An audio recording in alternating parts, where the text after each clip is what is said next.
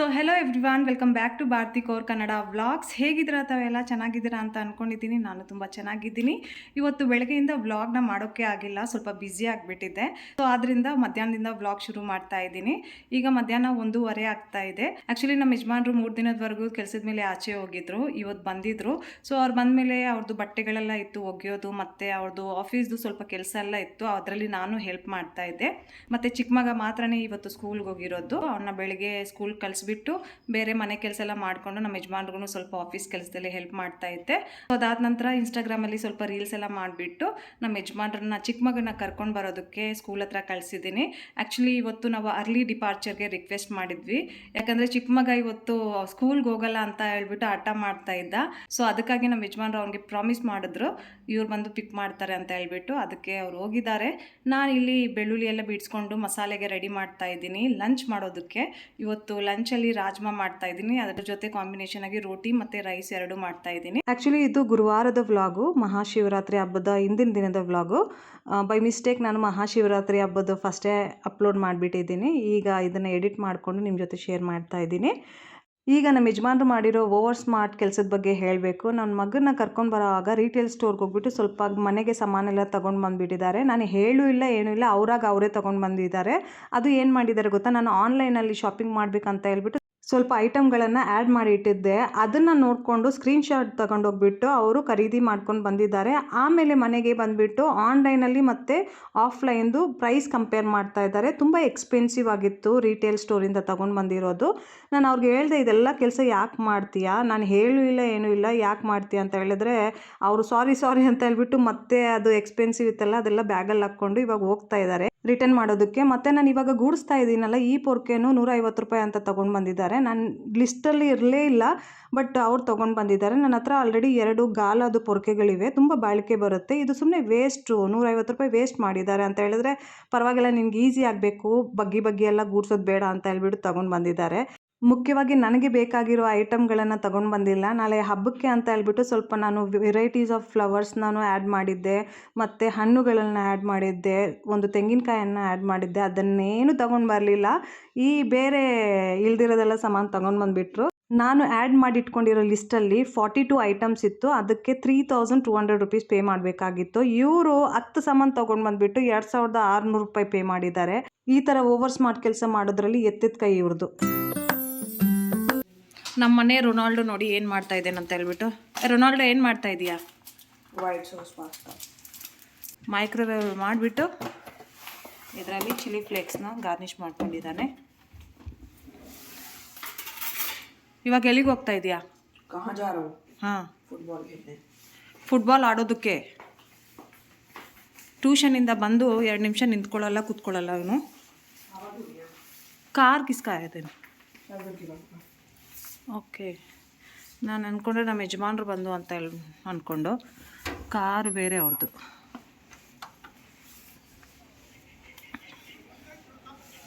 ಯಾಕೆ ಆಚೆ ಬಂದು ತಿಂತಾ ಇದೆಯಾ?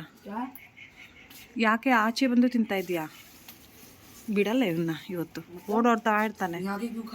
ಹಾಂ, ಕ್ಯೂ ಶರ್ಮಾಕೆ ಒಳಗಡೆ ಬಾ, ಒಳಗಡೆ ಬಾಪ.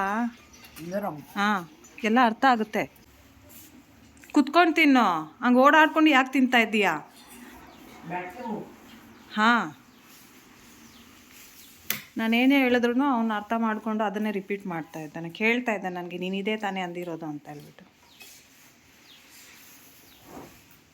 ಇವಂದು ಮ್ಯಾಥ್ಸ್ ಎಕ್ಸಾಮ್ ಮಾತ್ರನೇ ಪೆಂಡಿಂಗ್ ಇರೋದು. ಅದಕ್ಕೆ 8 ದಿನ ರಜೆ ಕೊಟ್ಟಿದ್ದಾರೆ. ನಿನ್ನೆ ಇಂಗ್ಲೀಷ್ ಇತ್ತು, ಚೆನ್ನಾಗಿ ಮಾಡಿದ್ದಾನಂತ ಹೇಳಿದ್ದಾನೆ ಎಕ್ಸಾಮ್ಸಲ್ಲಿ. ನೋಡೋಣ, ಚೆನ್ನಾಗಿ ಮಾಡಿದೆಯಾ ಎಕ್ಸಾಮ್ಸಲ್ಲಿ? ಹ್ಞೂ,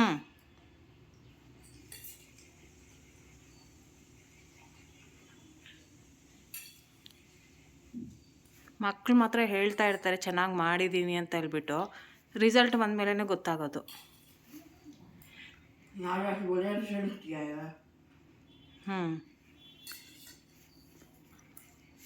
ಬಟ್ ನನ್ನ ಚಿಕ್ಕ ಮಗನ ಜೊತೆ ಆ ಥರ ಅಲ್ಲ.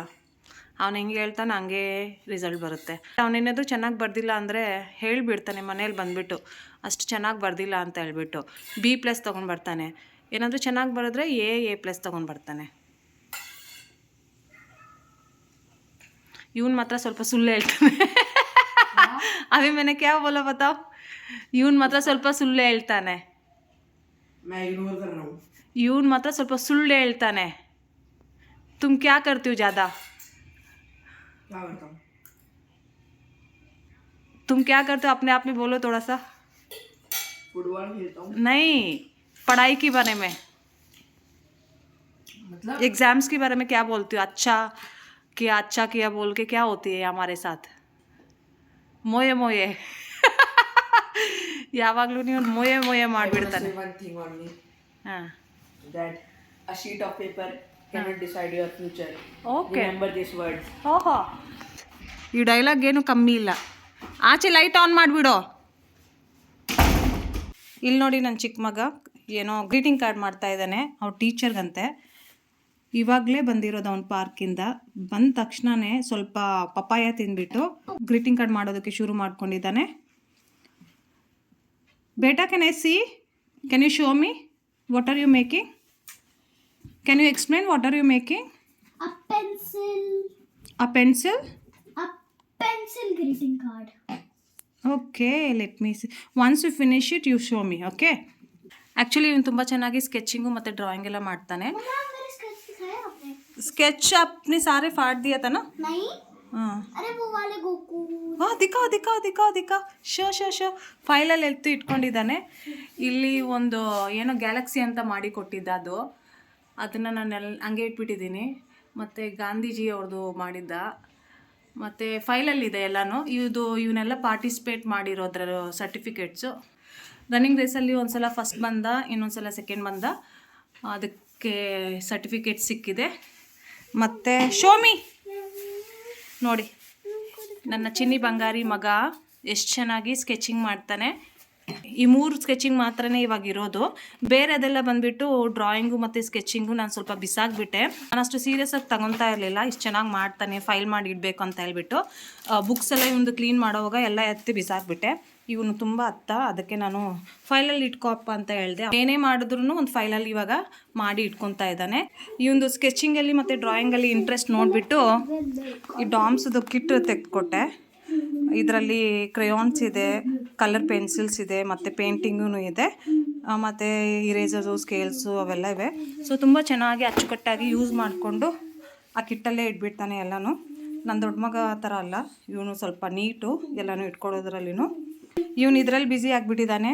ಮತ್ತು ನಾನು ನೋಡಿ ಮಕ್ಕಳದ್ದು ಬಟ್ಟೆ ಎಲ್ಲ ಮಡ್ಚೋದಕ್ಕೆ ಕಬೋರ್ಡಿಂದ ತೆಗ್ದು ಬೆಡ್ ಮೇಲೆ ಹಾಕಿದ್ದೀನಿ. ಇವಾಗ ಕೂತ್ಕೊಂಡು ಎಲ್ಲನೂ ಮಡಿಸಿ ಇಡಬೇಕು.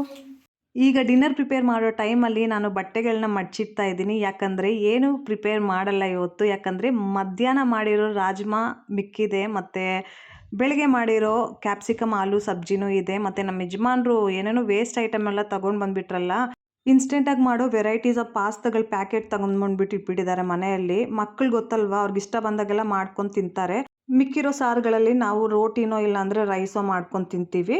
ಚಿಕ್ಕ ಮಗನಿಗೆ ನಾನು ಯಾವಾಗಲೂ ಈವ್ನಿಂಗ್ ಟೈಮಲ್ಲಿ ಬಾಯ್ಲ್ಡ್ ಎಗ್ ಕೊಡ್ತಾ ಇದ್ದೆ. ಇವತ್ತು ನಾನು ಕೊಡಲ್ಲ, ಯಾಕಂದರೆ ನಾಳೆ ಶಿವರಾತ್ರಿ ಹಬ್ಬ ಇದೆ ಅಲ್ವಾ.